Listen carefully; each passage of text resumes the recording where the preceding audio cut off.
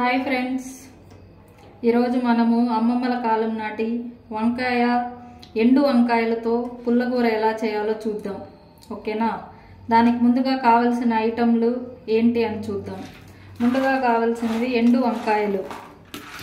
ఇవి ఎండు వంకాయ ఉప్పులు ఎలా దొరుకుతుందంటే మనకి అది ఎండు వంకాయలు పచ్చి వంకాయలు ఉన్నప్పుడు ఎండబెడితే ఆల్మోస్ట్ ఒక 4 to 5 days ఎండిన తర్వాత ఇలా ఉంటుంది. ఇది ఆల్మోస్ట్ మనము ఒక 1 year 2 years పాటు కూడా స్టోర్ చేసుకోవచ్చు. ఇది మోస్ట్లీ చిత్తూరు స్టైల్ అండి.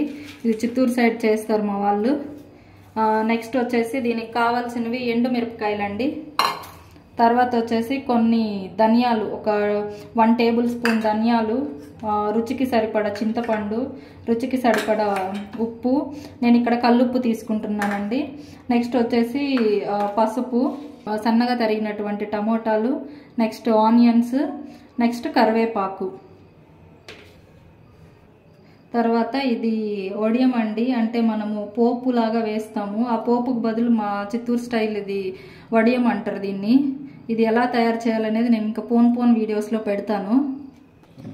ఇప్పుడు ముందుగా స్టవ్ ఆన్ చేసుకొని ఒక ప్యాన్ పెట్టుకుందామండి.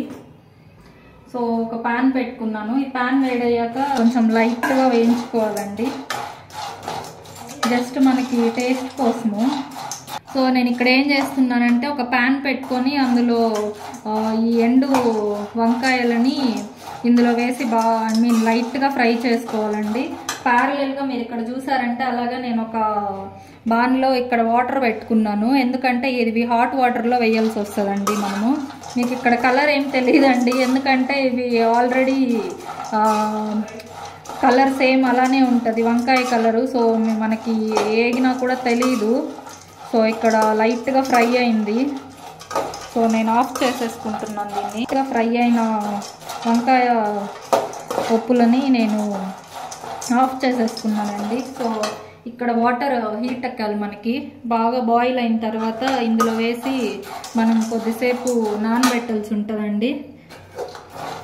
ఇక్కడ వాటర్ మనకి ఇలా బాయిల్ అయ్యాయి కదా, బాగా మరుగుతూ ఉన్నాయి కదా. సో ఇప్పుడు స్టవ్ ఆఫ్ చేసేసుకొని ఇక్కడ ఆల్రెడీ మనము ఫ్రై చేసుకున్న ఇవి ఉన్నాయి కదండి ఎండు వంకాయలు. వీటిని ఏం చేయాలంటే ఇందులో వేసేయాలండి. ఈ హాట్ వాటర్లో వేసేస్తే సరిపోతుంది. వేసి ఆల్మోస్ట్ ఒక 10 to 15 minutes అలానే ఉంచేసేయాలి వాటిని.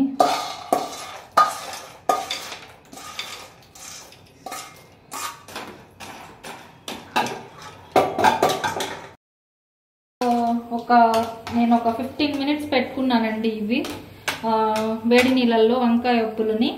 సో వీటిని ఏం చేస్తున్నానంటే ఇప్పుడు నేను ఒక జల్లెట్లోకి వాటర్ వరకు సపరేట్ చేసేద్దాము. సో చూడండి ఫ్రెండ్స్, మనం ఒక 15 minutes ఇందాక హాట్ వాటర్లో అలానే ఉంచేసాం కదా ఈ ఎండు వంకాయల్ని. సో ఇప్పుడు ఆల్మోస్ట్ ఒక 15 minutes అయిపోయింది. ఇప్పుడు ఇవి ఇలా తయారయ్యాయి. సో ఇప్పుడు ప్రాసెస్లోకి వెళ్ళిపోదామండి, డీటెయిల్ ప్రాసెస్లోకి. సో నేను ఇక్కడ ఒక గుండా పెట్టుకున్నాను. ఇది వేడెక్కిన తర్వాత కొంచెం ఫస్ట్ ఆయిల్ వేసుకోవాలండి. సో నేను ఇక్కడ ఆయిల్ వేసుకున్నాను రుచికి సరిపడేంత. మనం తీసుకున్నామంటే మనం క్వాంటిటీ ఎంత తీసుకుంటున్నామో దానికి తగ్గట్టు ఆయిల్ వేసుకుంటున్నానండి. నేను ఇక్కడ వేసుకున్నాను. సో ఆయిల్ కొంచెం హీట్ ఎక్కనివ్వండి. సో ఆయిల్ హీట్ అయిందండి. ఇప్పుడు మనం ఇందాక ధనియాలు పెట్టుకున్నాం కదా, ఆ ధనియాలు కొన్ని, తర్వాత ఎండు మిరపకాయలండి. నేను ఇక్కడ సిమ్లో పెట్టుకుంటున్నాను, లేకుంటే ఇది కొంచెం మాడిపోవచ్చు మనకి. సో ధనియాలు, ఎండు మిరపకాయలు వేసుకున్నానండి నేను ఇక్కడ. సో వేగిన వెంటనే, లైట్గా వేగిన వెంటనే నేను ఇక్కడ వడియం అని చెప్పాను కదండి మీకు, పోపు టైపు, అవి వేసేసుకున్నానండి. నెక్స్ట్ ఆనియన్స్ వేసేసుకున్నానండి ఇక్కడ.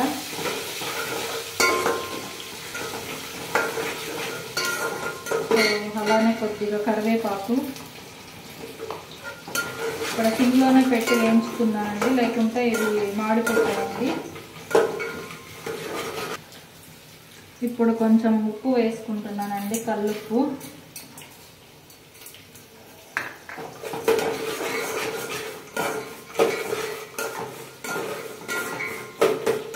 కొంచెం మంట హై ఫ్లేమ్లో పెడుతున్నానండి. ఆనియన్స్ కొంచెం ఫ్రై అవ్వాలి మనకి. సో ఇప్పుడు కొంచెం పసుపు వేసుకుంటున్నా.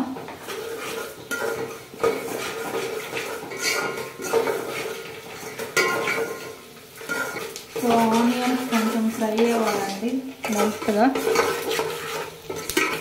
చూస్తున్నారు కదా మీరు, కొంచెం ఫ్రై అయిన తర్వాత ఇప్పుడు చూడండి అండి. సో ఇలా ఫ్రై అయిన తర్వాత ఇప్పుడు నేను కొంచెం టమోటాలు కట్ చేసుకున్నాను కదండి, ఒక టమోటా ముక్కని అది ఇందులో వేసేస్తున్నాను. ఇది కూడా బాగా వేగనివ్వాలి కొద్దిసేపు.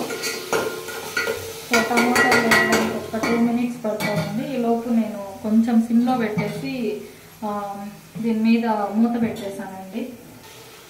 సో ఇందాక మూత పెట్టుకున్నాం కదండి, ఇప్పుడు మూత తీసి కొంచెం కలబెట్టుకుని దీన్ని బాగా కలుపుకుందామండి ఇంకోసారి. సో ఇప్పుడు మనం ఇందాక రెడీ చేసుకున్నటువంటి ఎండు వంకాయ ముక్కల్ని ఇందులో బాగా వేసి బాగా ఫ్రై చేద్దామండి.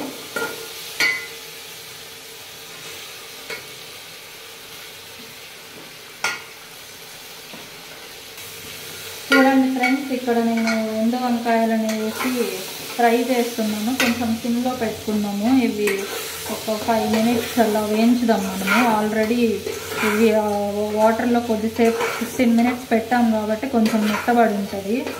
మీకు ఇంకా కావాలనుకున్నా కూడా 15 minutes అనేది ఒక 30 minutes కూడా పెట్టుకోవచ్చండి. ఎందుకంటే నేను ఇక్కడ ఫ్రై చేసి మళ్ళీ ఇందులో వాటర్ పోసి పెడతానండి, టేస్ట్ బాగుంటుందని.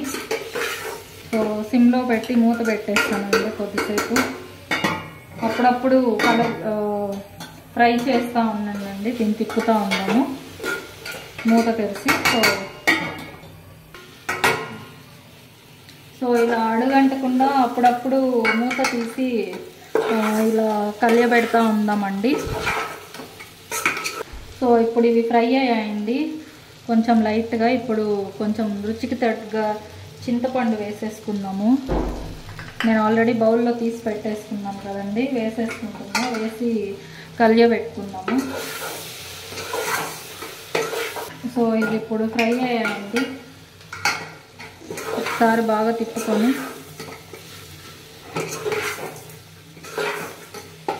వాటర్ పోసేసుకుందామండి. ఇది బాగా బాయిల్ అవ్వాలండి.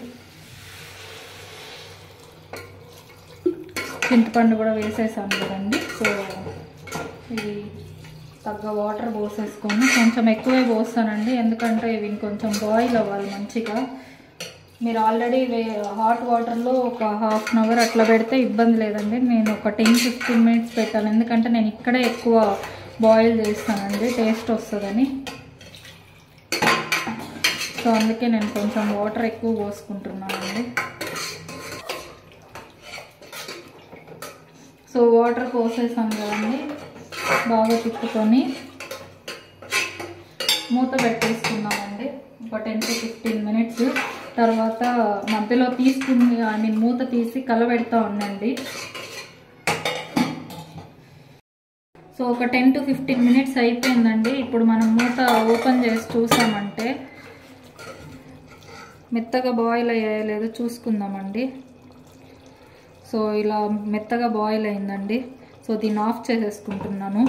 ఆఫ్ చేసేసుకొని పప్పు గుత్తితో వాటర్ సపరేట్ చేసేసి ఫస్ట్ ఈ ముక్కల్ని బాగా వెంపేసి తర్వాత వాటర్ పోసేసి కొద్దిసేపు కలబెట్టేసామంటే మనకి కర్రీ రెడీ అయిపోతుందండి. తర్వాత రుచికి తగ్గ సాల్ట్ ఏమన్నా ఎక్కువ తక్కువ ఉంటే సరి చేసుకోండి. సో పప్పు గుత్తితో బాగా వెనుపుకున్న తర్వాత చూడండి ఎలా ఉందో కర్రీ.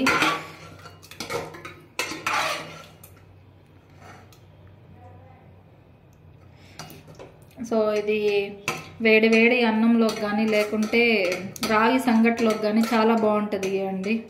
సో ట్రై చేయండి మీరు కూడా, నచ్చితే కమెంట్ చేయండి. Thank you.